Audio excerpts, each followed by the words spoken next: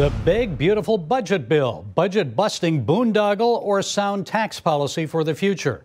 Our next guest has long argued that excessive government spending is a contributing cause of inflation and must be reined in. Texas Tech economics professor Alexander Salter also believes an independent Federal Reserve, one that will not bow to political pressures, is crucial to the nation's economic health. Alexander, I want to get your thoughts on an independent Fed in a moment, but first, let's look at this Trump big, beautiful budget bill. Will it only succeed in the Senate if deeper cuts are made? Good or bad for America? What do you think? I think some of the trade-offs that Republicans in Congress and the House and the president felt that they had to make with this current version of the bill are pretty unfortunate. Don't get me wrong, I like tax cuts as much as the next guy. I like codifying the tax cuts that we got in 2017, making them permanent. But we also got some tax policies that frankly don't make a whole lot of economic sense. The SALT deduction, that doesn't make a whole lot of economic sense. Exempting tips and overtime, things like that that are ultimately going to be more distortionary and actually do forsake needed revenue. I don't think most people understand just how indebted the national government has become. If you're going to cut taxes, great, but you got to make sure that you cut spending more. And this bill does not even come close to that. So this is continuing to rack up the tab that's ultimately going to be borne by future generations that can't yet even defend themselves at the ballot box. It's going to be hard to make those deeper cuts because people are already complaining about job reductions, some of the proposed DOGE cuts and waste and spending. And of course, as you mentioned, they think those are popular, the no tax on tips and things like that. So how do you do it? Everyone likes the idea of spending cuts until it's time to cut spending. And then people realize, wait, it might be my preferred program that has to take a haircut. And then everything goes to pieces. The fact of the matter is there's only so much money in discretionary spending. If we're actually going to get the long-term fiscal trajectory of the federal government under control, we need to be more serious about entitlement reform. Unfortunately, the president has made it clear that to him, that's a non-starter. I think the American public need to understand that when the president says that, what he's saying is balancing the budget as a non-starter. So that's yet another broken campaign promise. And when Chairman Powell met recently with President Trump, he told him the Fed's interest rate decisions are, quote, based solely on careful, objective, and non-political analysis. Is Trump wrong to push the Fed to lower rates? And do you believe the Fed must not bow to political pressures?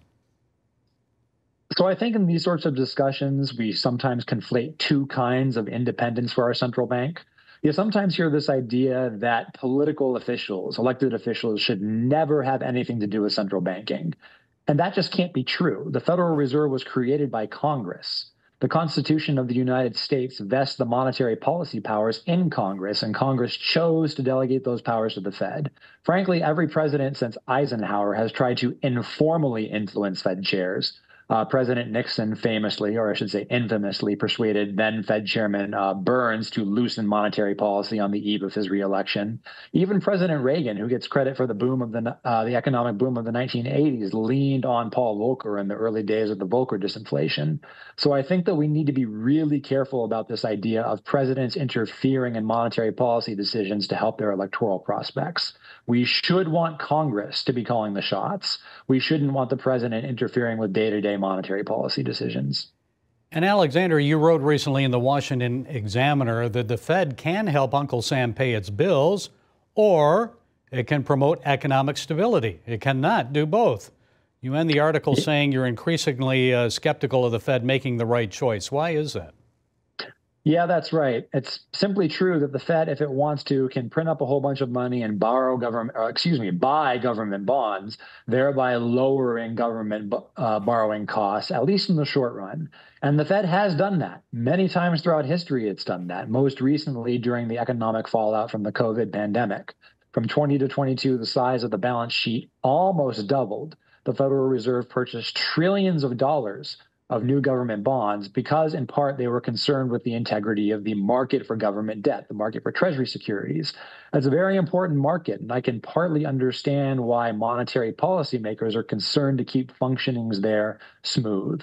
But the fact of the matter remains that so long as they're concerned with helping Uncle Sam borrow, we're ultimately going to lose control over the dollar's purchasing power, because the inevitable result of that is inflation, as we saw starting in summer 2022 when consumer price inflation reached almost 10%.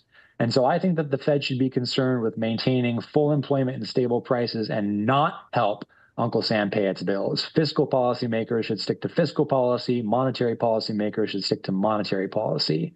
If you cross that bridge, the only predictable result is going to be crippling dollar depreciation.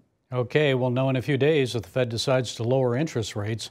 Young Voices contributor, economics professor Alexander Salter, thank you for taking the time to share your insights. We appreciate it.